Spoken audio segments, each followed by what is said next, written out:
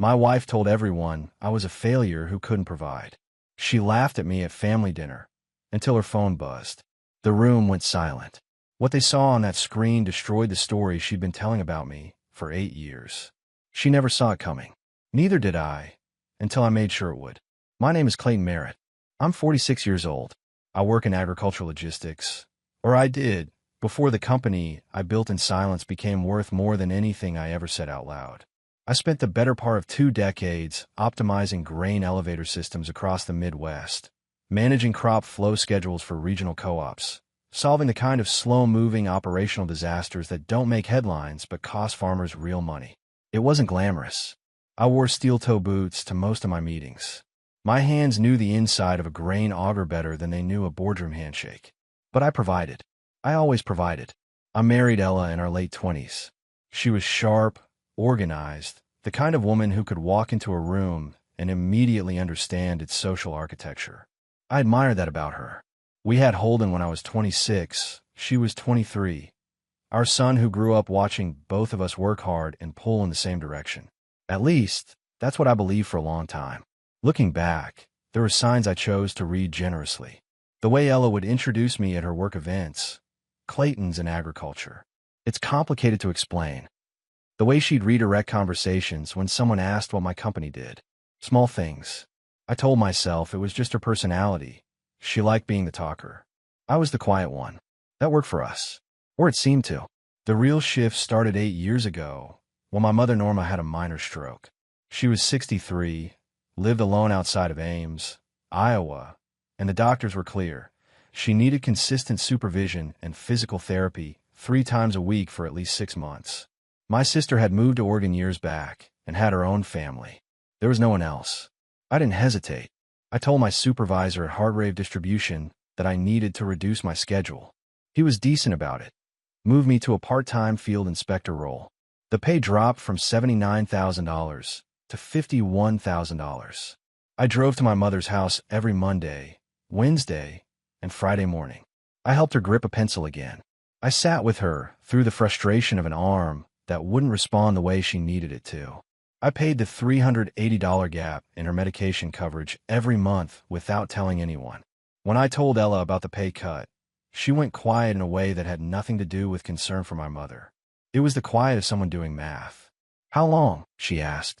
6 months, maybe 8, I said. She set down her coffee mug. "Clayton, we have a mortgage. Holden's got 2 years of high school left. You can't just step back." "She's my mother," I said. Ella nodded slowly. "I know. I'm just saying, you always do this. You carry everything alone, and then we all feel the fallout. We all feel the fallout." That was the first time I heard that framing. I wouldn't understand what it meant until much later. That in her mind, my sacrifice wasn't noble. It was inconvenient, and inconvenient things needed to be explained. At the next family dinner, Ella's parents, her brother Wade, a couple of neighbors she liked to impress. She introduced my reduced schedule with a smile I'd seen her practice. "Clayton's taking a step back from the big career push," she said lightly. "Reassessing priorities." She laughed softly. Everyone laughed with her. I sat at that table and said nothing. Because what was I going to say? That I was wiping down my mother's kitchen every morning while she relearned how to button a shirt.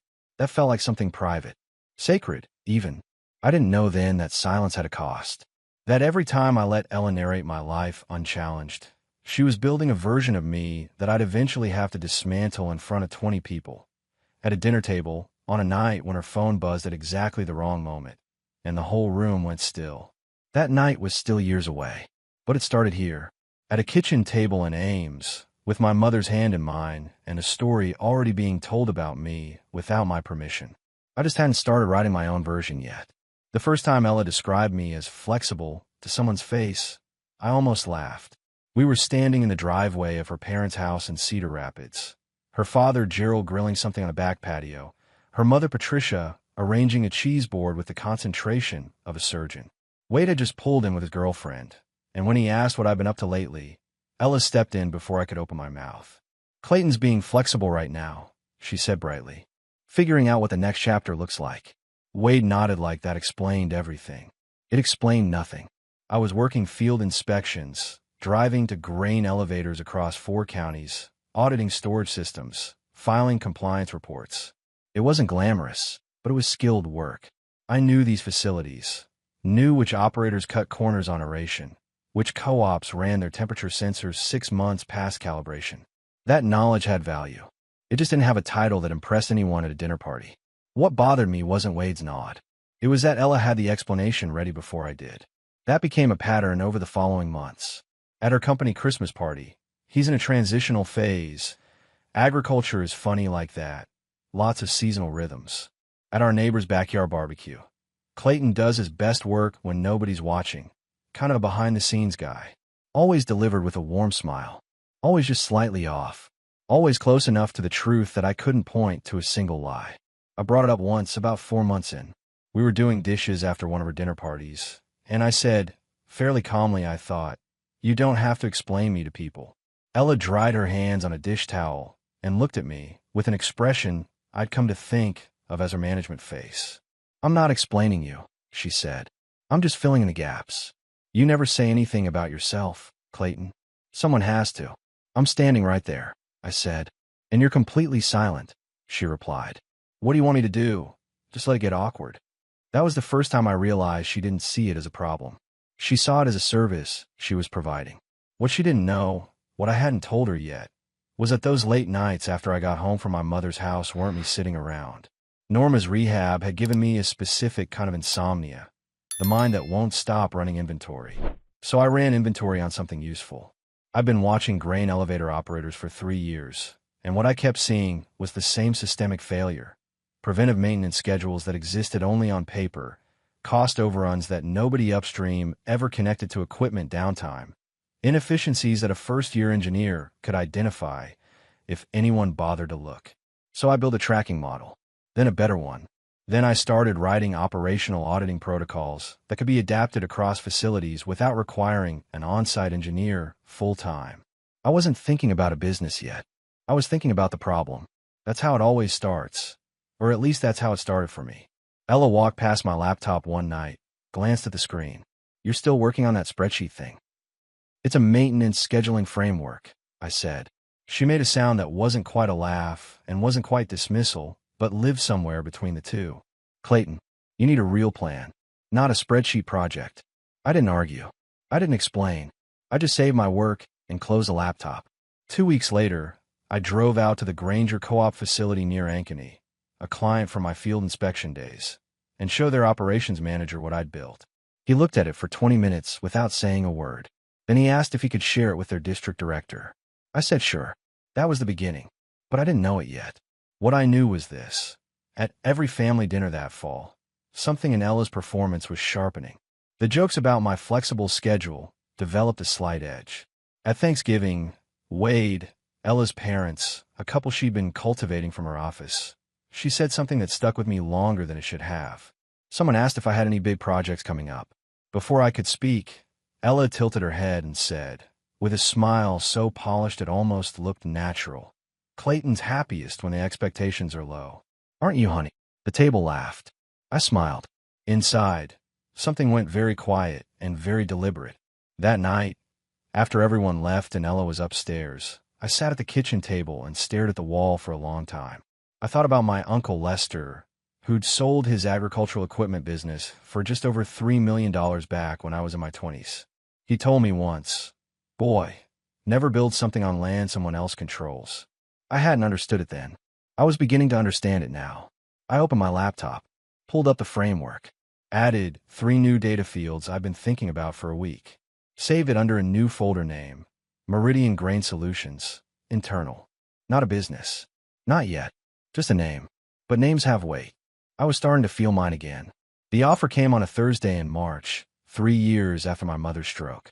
A regional agricultural distribution company out of Des Moines, Heartland Grain Partners, was expanding their operations division and needed a director, someone with field experience, systems knowledge, and the kind of practical background that doesn't come from business school. Their HR director, a woman named Carol Pratt, called me directly. She'd gotten my name from the operations manager at Granger Co-op, who'd apparently been telling people about my maintenance framework for months. The salary was $118,000. Full benefits. A team of 7 reporting to me. I sat in my truck in the parking lot of a grain elevator outside Ames and read the offer email 3 times. Then I called Uncle Lester. "Pick it," he said before I'd finished reading him the details. "Don't think. Don't negotiate yet. Just say yes and sort the rest out." I told him I'd sleep on it. He made it sound like I'd just said I was going to walk to California. That night, I didn't tell Ella right away. Not because I wanted to hide it. I just wanted to hold it for a few hours. Let it be real and mine before it became a discussion. I'd learned that much about myself. I needed to stand on solid ground before I invited someone else onto it. I told her Friday morning over coffee. She looked up from her phone, and for a moment, just a moment, I saw something genuine in her expression, something close to pride. Then the question started. "What are the travel requirements?" she asked. "Some. Quarterly facility visits, maybe monthly during harvest season." "And your mother's appointments?" "I'd work around them. It's manageable." She was quiet for a moment, stirring her coffee in slow circles. "Clayton, you've been out of a leadership role for 3 years. Do they know that?" "They know my background," I said. "They came to me. I'm just saying, the gap might be an issue. People notice gaps." I told her it wasn't a gap. It was a career adjustment, and that the work I'd been doing in the field was directly relevant. She nodded slowly, in that way that meant she wasn't convinced but had decided not to press further. I took that as agreement. On Monday, I called Carol Pratt and told her I was interested. We scheduled a formal interview for the following Wednesday. I spent the weekend preparing, reviewing my operational frameworks, updating my project history, writing out answers to the kinds of questions I expected. I was ready, more than ready. Tuesday evening, my phone rang. It was Carol Pratt again, but her voice had changed. Careful, professional in the way people get when they're delivering news that makes them uncomfortable. "Mr. Merritt," she said, "I want to be transparent with you. We received a call yesterday from someone who identified themselves as a family member. They raised some concerns about your availability and long-term reliability, given ongoing personal obligations." My chest went cold. I kept my voice steady. "What kind of concerns?" "They mentioned caregiving responsibilities that they felt might conflict with the demands of a director-level role. I want you to know we take these things seriously, and we felt we had to disclose it." After I hung up, I sat in the kitchen for a long time. The house was quiet. Holden was at school. Ella was at her office downtown. Only one person had known about that interview. When Ella came home that evening, I was at the kitchen table with my hands flat on the surface in front of me. She set down her bag and read the room immediately. She was always good at that. "What happened?" she asked. "You called them," I said. She didn't deny it immediately. She pulled out a chair and sat down across from me. And that small act, the deliberateness of it, told me she'd already prepared for this conversation. "I called HR," she said finally. "I expressed some concerns. I was trying to protect us." "From what?" "From you overcommitting," she said. "Clayton, your mother still needs you 3 mornings a week. A director role at a company that size. The travel alone would." "You didn't ask me," I said. "You didn't say a word. You waited until I was one phone call away from something real, and then you went around me." Her jaw tightened. "I was thinking about this family." "You were thinking about the narrative," I said, "and whether my success fit it." She stood up. "That's not fair." Neither was the phone call. She went upstairs. I stayed at the table until the house was fully dark. Then I opened my laptop, pulled up the Meridian Grain Solutions folder, and I made a decision that I should have made months earlier. I wasn't going to announce anything. I wasn't going to argue for my own credibility. I was going to build something so undeniably real that no phone call could touch it. I registered the LLC the next morning. Used my middle name, Clayton Ray Merritt, filed under Ray Meridian Consulting. Paid the $150 filing fee from a checking account Ella didn't know about. Not because I was hiding money, because I was done building on land someone else controlled. Uncle Lester had told me that years ago. I'd finally stopped being too proud to listen. The first year of Ray Meridian Consulting was not a success story. Let me be clear about that. It was a grind, the kind that doesn't make it into business profiles because it's mostly unglamorous and mostly solitary, and mostly involves sitting at a kitchen table at 11:30 at night wondering if you're fooling yourself. I had 4 clients in year 1, all of them from my field inspection days, co-op managers and elevator operators who'd seen my maintenance framework in action and wanted something more formalized. The work was simple. I came in, audited their operational systems, identified the inefficiencies, built them custom scheduling and maintenance protocols, and left them with documentation they could actually use. No retainer, no ongoing contract, just project work. Revenue that first year, $58,000. Less than my reduced salary at Hargrave.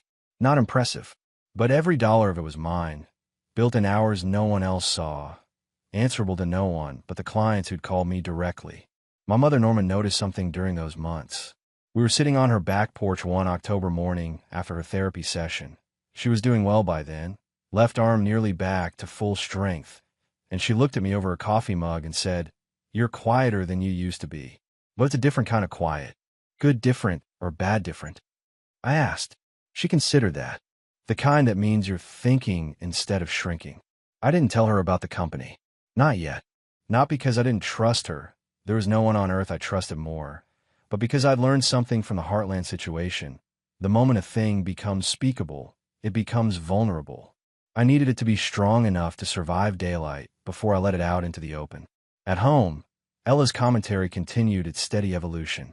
The flexible phase had passed. Now I was in the passion project phase. That's the word she'd started using when people asked about my work. He's been doing some passion project consulting, she'd say, with an inflection that managed to sound both supportive and faintly pitying. Like I was a retired man who'd taken up woodworking. At Wade's birthday dinner in November, someone asked how business was going. Ella answered, "Clayton's got some clients here and there. Small stuff, but he enjoys it." She reached over and patted my hand like she was complimenting a child's drawing. Wade raised his glass. "Good for you, man. Keeping busy." I smiled, said thank you, kept my hands calm on the table. That same week, I got a call from a distribution facility in Sioux City, a mid-size operation that had been referred by one of my existing clients. They were hemorrhaging money on emergency repair costs because their maintenance scheduling was entirely reactive. Their floor manager, a straight-talking guy named Dale Hutchins, told me they'd lost $340,000 the previous year to unplanned downtime alone. I drove up on a Wednesday, spent 6 hours walking the facility floor, talking to the equipment operators, reviewing their maintenance logs. By Friday, I had a full operational audit on his desk. Dale looked it over, asked 2 questions, and signed a contract. That contract was worth $47,000 for 8 weeks of work. I sat in my truck in their parking lot after the signing and looked at the number on the page for a long moment. Then I put the truck in gear and drove to my mother's house. She was in the kitchen making soup. "Good day," she asked without turning around. "Better than most," I said. I sat at her table, and she put a bowl in front of me without asking. Outside, the November wind was pushing dead leaves across the yard in long, patient lines. I thought about the phone call I hadn't made, the voice recording I hadn't found yet, the dinner table I hadn't sat at for the last time. All of that was still ahead of me. But right there, in my mother's kitchen with soup getting cold and a signed contract in my jacket pocket, I let myself feel the ground under my feet for the first time in years. It was solid.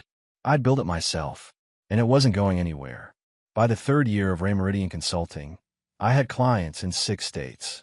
Not large corporations, mid-sized co-ops, regional distribution hubs, independent grain elevator operators who'd been burned enough times by overpriced software vendors to appreciate someone who actually walked their floor. Revenue that year crossed $1.1 million. I reinvested most of it, hired 2 part-time field analysts, built a documentation system that could scale. I still drove the same truck, still wore the same boots, still came home most evenings to a house where Ella described what I did as tinkering to anyone who asked. The irony had stopped bothering me. What bothered me, by that point, was something else entirely. About 8 months before the Harborline Capital conversation began, I started noticing small movements in our joint finances. Not dramatic. Ella was too careful for dramatic. But over the course of a few months, I watched $3,000 here and $4,500 there migrate from our joint account to what she'd registered as a household management account she'd opened 2 years earlier. I'd known about the account. I hadn't known it was becoming a destination. I didn't confront her. I kept records instead, printed statements, dated them, filed them in a folder in my truck's glove compartment, which Ella never touched. What I didn't know, what I only pieced together later, was that she'd also had a quiet consultation with a divorce attorney named Miranda Vaughn sometime in that same window. I found out through a detail so small it almost didn't register. A billing statement from Vaughn Legal Group that slipped out of Ella's laptop bag onto the kitchen floor. She picked it up fast, but not fast enough. I said nothing. I photographed it with my phone while she was upstairs. Around that same time, Harborline Capital reached out. Their approach came through a trade journal editor who'd published a short piece about operational efficiency gains in Midwestern grain logistics. He'd quoted one of my clients without naming me, but someone at Harborline had tracked the work back to Ray Meridian. Their managing partner, a man named Thomas Aldridge, called on a Wednesday afternoon while I was parked outside a co-op in Marshalltown. He was direct. Harborline had been watching the agricultural logistics consulting space. They'd identified Ray Meridian as a high-growth firm with disciplined fundamentals. They wanted to explore acquisition. I asked him to send a preliminary NDA before we talked further. He said it would be in my inbox within the hour. It was. The due diligence process was quiet and surgical. Harborline's analysts requested 3 years of financials, client contracts, retention data, and operational metrics. I provided everything through a secure portal. No announcements, no discussions. Ella saw me working late those weeks and asked once if I was taking on too much. Just a big client review, I said. She nodded and went back to whatever she was watching. The preliminary valuation came in at between $34 and $39 million. I sat with that number for 2 full days before I let myself believe it was real. Then I called Uncle Lester. Well, he said after a long pause, that's what happens when you build on your own land. The formal meeting in Chicago was scheduled for a Tuesday in late September. I flew out on a Monday evening, stayed in a hotel that cost less than what I usually charge for a day of field work, and spent the night reviewing my documentation. Harborline's partner team included 3 people. Thomas Aldridge was composed and precise. His colleague Ben Harwick was the numbers man, thorough, a little cold, exactly who you want reviewing your financials. The third partner was Daphne Kincaid. Daphne was 52, silver-haired, with the kind of direct eye contact that told you she'd heard every version of every pitch and was waiting to hear something she hadn't. She asked most of the questions. Your growth has been entirely referral-based, she said, flipping through the client acquisition history. No marketing spend to speak of. The work speaks, I said.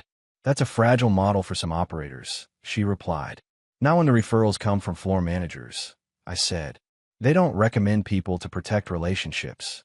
They recommend people because their operation depended on it. Daphne looked at me for a moment. Then she wrote something in her notes. Later, when Thomas stepped out to take a call, she said something I didn't expect. Do you have family support for a transition like this? I kept my expression neutral. I have what I need. She studied that answer longer than the question warranted.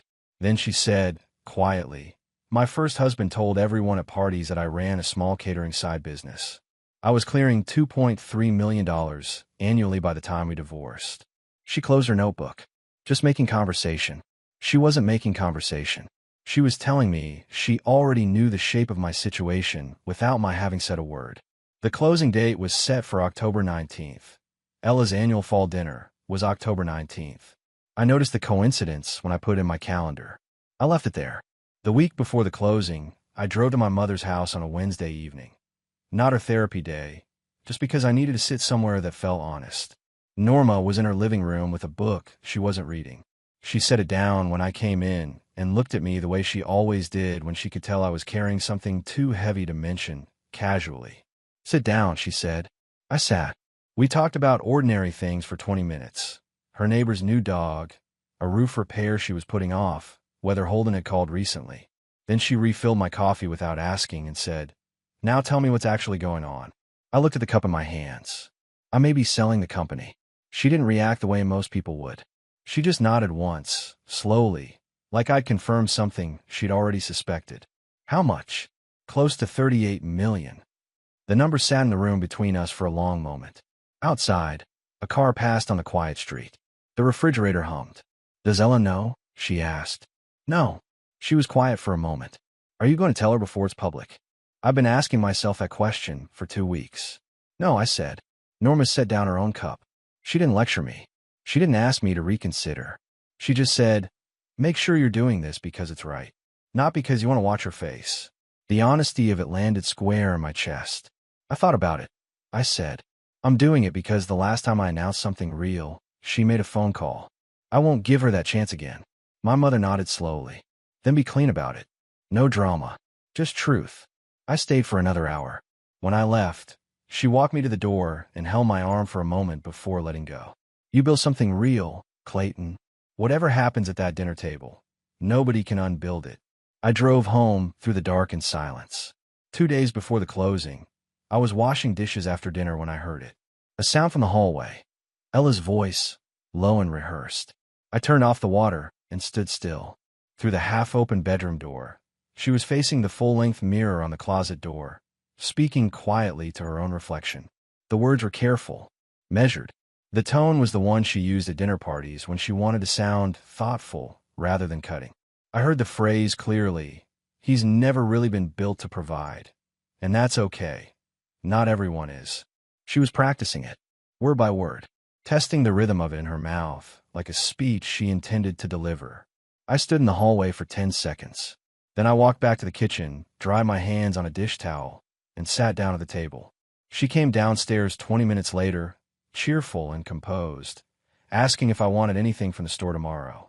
I said no thank you. She went to bed. I sat at the table until midnight. Not out of anger. Out of clarity. On the morning of October 19th, I checked my phone before I got out of bed. The wire confirmation from Harborline had already arrived.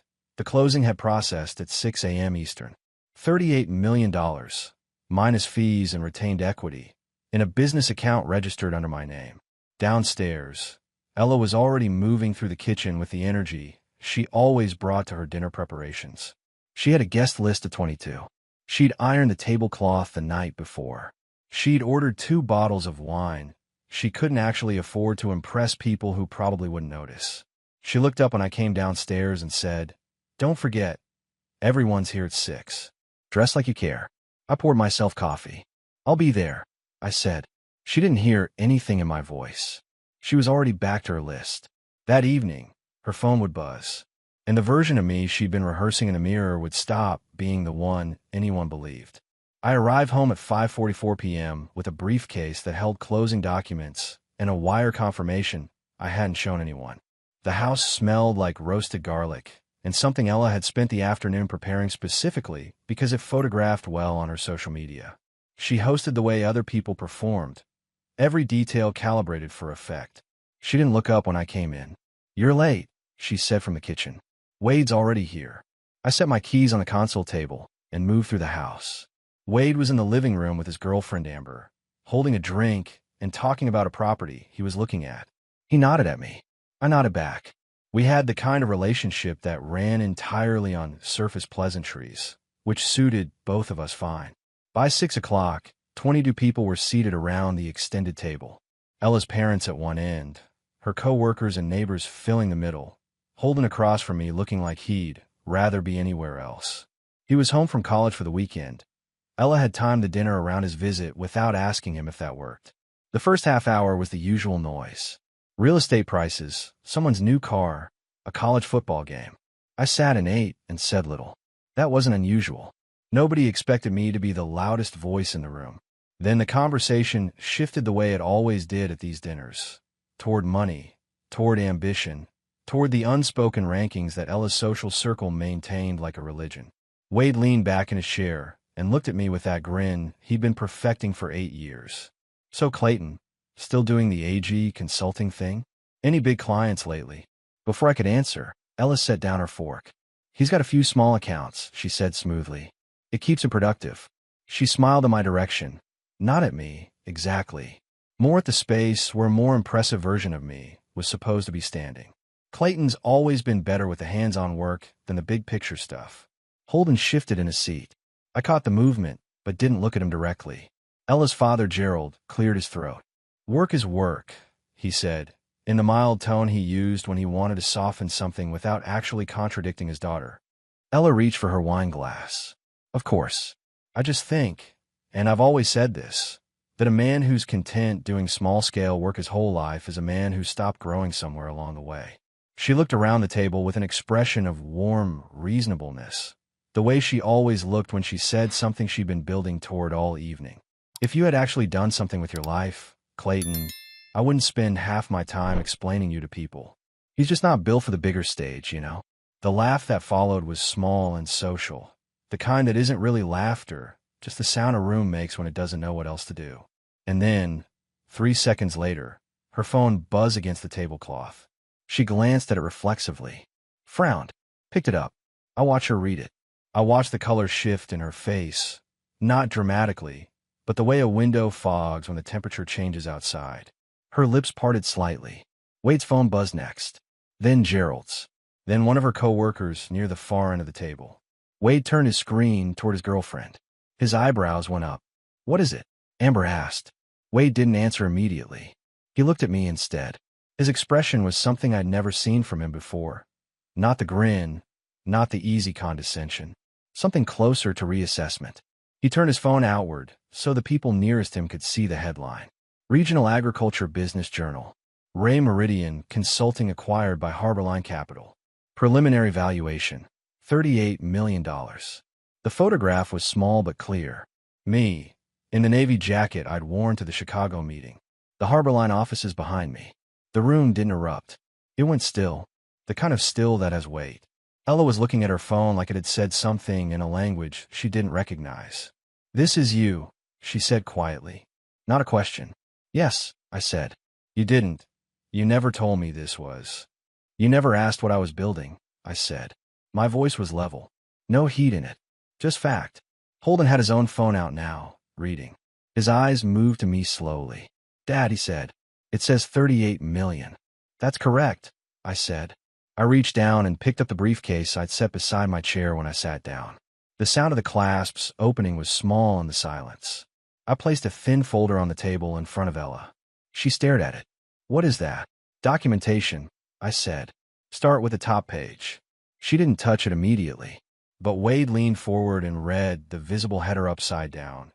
And what moved across his face told me he understood what it was before Ella did. The top page was a printed copy of the HR correspondence from Heartland Grain Partners. The one that referenced a call from a family member. The one that had arrived 4 years ago and cost me a $118,000 directorship before I'd even had a chance to prove myself. Ella's hand moved toward the folder, then stopped. The table was completely silent now. Not the comfortable silence of people digesting a good meal. The silence of 22 people recalibrating everything they thought they knew. Nobody reached for the wine after that.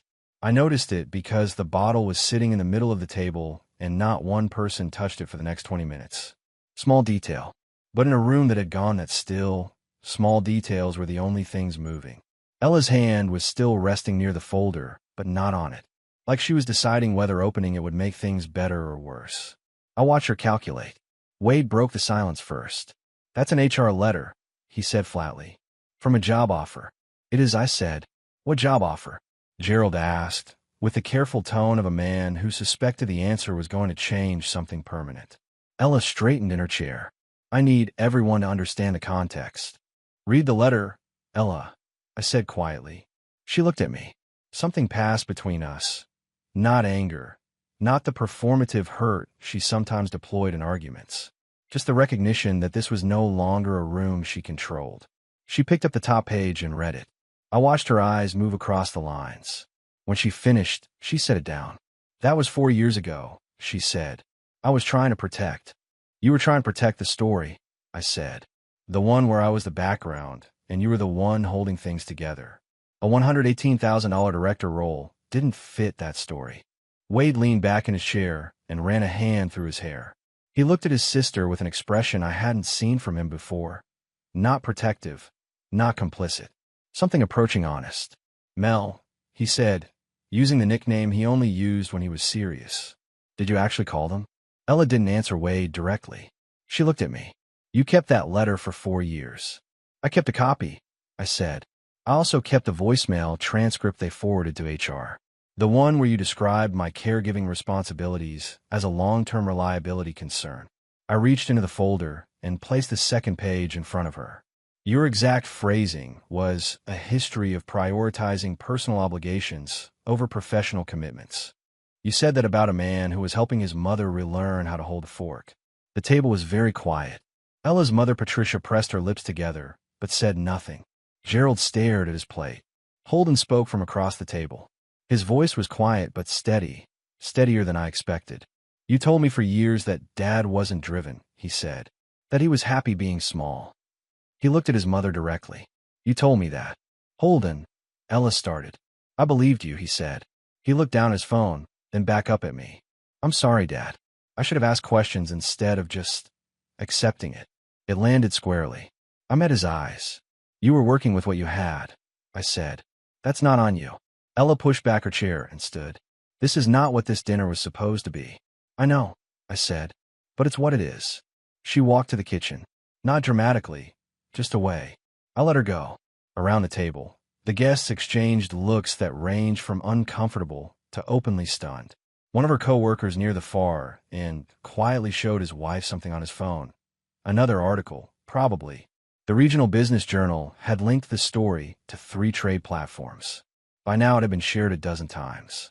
Wade stood and walked to the kitchen doorway. I could hear the low sound of their voices, but not the words. After a few minutes, he came back and sat down next to me.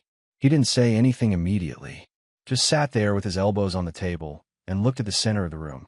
Then, quietly, he said, I owe you an apology. For the jokes.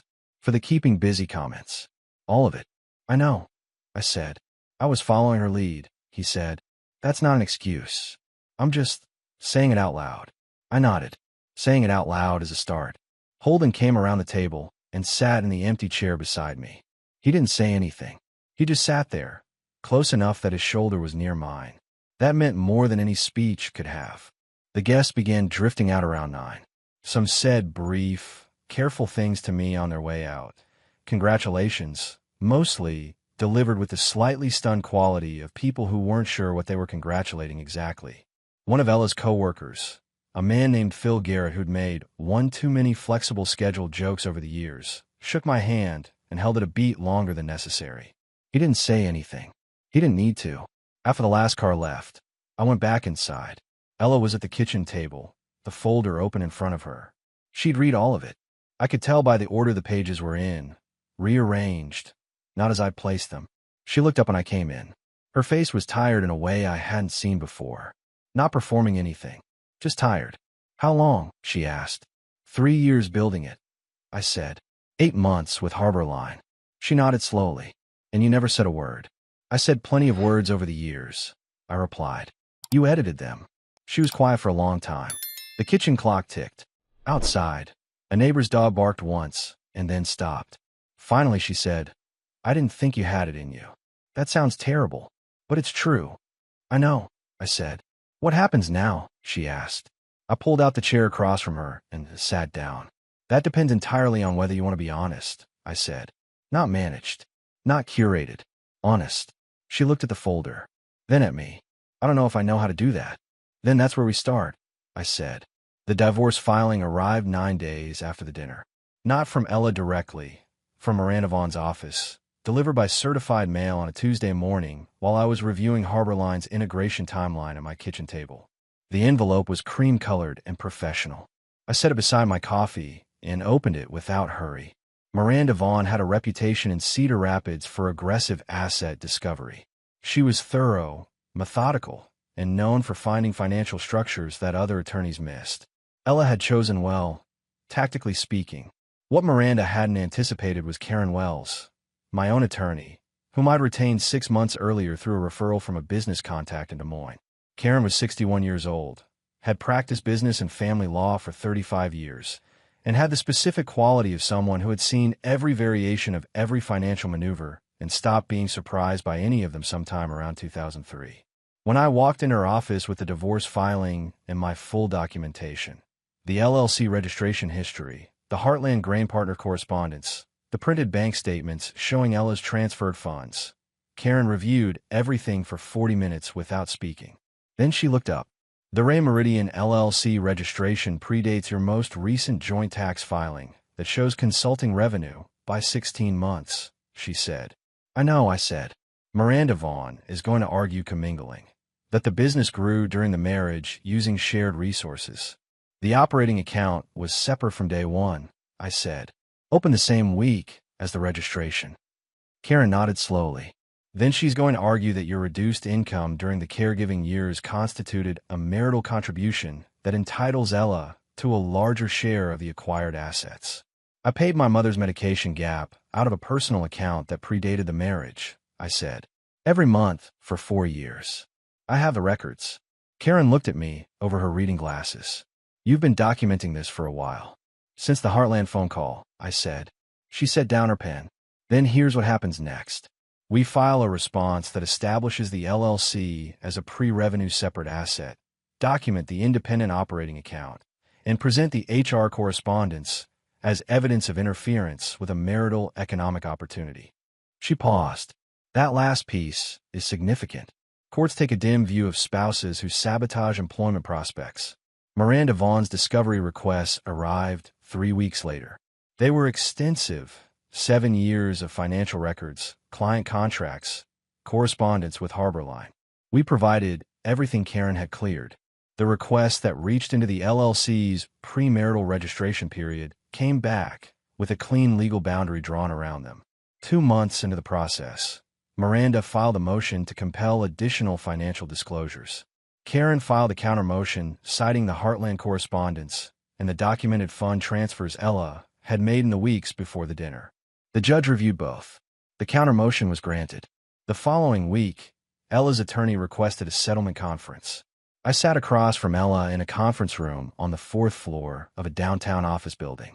She looked composed but tired, the particular tiredness of someone who'd been fighting a battle they'd expected to win quickly and hadn't. Miranda Vaughn sat beside her, equally composed, considerably more neutral. The settlement terms were finalized over 4 hours.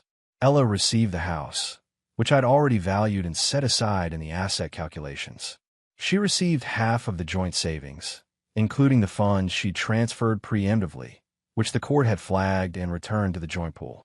She received no claim on Ray Meridian Consulting or the Harborline acquisition proceeds, given the registration date and independent account history. Miranda Vaughn didn't argue the LLC point past the first hour. She was too experienced to fight a documented timeline. When it was over, Ella and I stood briefly in the hallway outside the conference room. She looked at me with the same tired clarity she'd had at the kitchen table the night of the dinner. You were ready for this, she said. Not accusatory, just recognizing it. I've been ready for a lot of things, I said. Most of them didn't go the way I planned. She nodded once. Then she walked toward the elevator. I walked toward the stairs. 8 months after the dinner, I drove out to Norma's house on a Saturday morning with no particular agenda, except to sit somewhere that felt like the truth. She was on the back porch with coffee and a crossword puzzle she'd given up on. She handed me a mug before I'd asked for one, which was her version of a welcome mat. We sat for a while without talking. A red-tailed hawk was working the field at the edge of her property. Slow, patient circles, no urgency. You look different, she said eventually. Different how? I asked. Like a man who stopped waiting for permission, she said. I thought about that. Maybe. Holden had called me every week since the dinner. Not about the money, not about the legal proceedings, just to talk. About school, about a girl he was cautiously interested in, about a summer internship he was considering. In March, he'd asked if he could come work with Ray Meridian for the summer. Not for the title or the story he could tell. He was specific about that. He wanted to understand what I'd actually built. I told him to show up on June 2nd, ready to work. He said he'd be there. 3 weeks after the settlement, I drove to a grain distribution conference in Omaha, where Harborline was presenting the Ray Meridian integration as a case study in operational efficiency. I sat in the back row and listened to Thomas Aldridge outline the acquisition logic to a room of regional AG industry professionals. Halfway through the presentation, a man across the aisle turned to say something to his colleague, and I recognized him. Gary Plummer, former operations director at Heartland Grain Partners, the company that had rescinded my director offer 4 years ago after Ella's phone call. He was heavier now, with the look of a man who'd spent those years in a comfortable chair. He recognized me about 30 seconds after I recognized him. His expression moved through several stages quickly. Surprise, recalibration, something between discomfort and respect. At the break, he crossed the room and extended his hand. Clayton Merritt, he said. I heard your name in the presentation. Gary, I said. I shook his hand, held it a normal amount of time. He seemed to be deciding whether to address the history directly. He decided yes. We should have handled that situation differently, he said. The call we received, it wasn't right that we acted on it without contacting you. No, I said. It wasn't. He nodded. We stood there for a moment, two men on either side of a decision that had cost one of us, and, in the long run, cost the other nothing visible, but probably something real. Congratulations on the acquisition, he said, genuinely. Thanks, Gary, I said, and walked back to my seat. That evening I stopped at Norma's on the way home. She was already in for the night, but she'd left the porch light on. I sat on the front steps for 20 minutes, watching the dark field across the road. I thought about what she'd said the morning before the closing. You built something real, Clayton. Nobody can unbuild it. She was right. And what I understood now, sitting on those steps in the quiet dark, was that the building hadn't been about proving anything to Ella. It hadn't been about the dinner table, or the headline, or the wire transfer. It had been about the simple, unglamorous, permanent fact of standing on ground I'd made with my own hands. The hawk was gone from the field. Somewhere out in the dark, something small moved through the grass. The night held it all without comment. I got in my truck and drove home.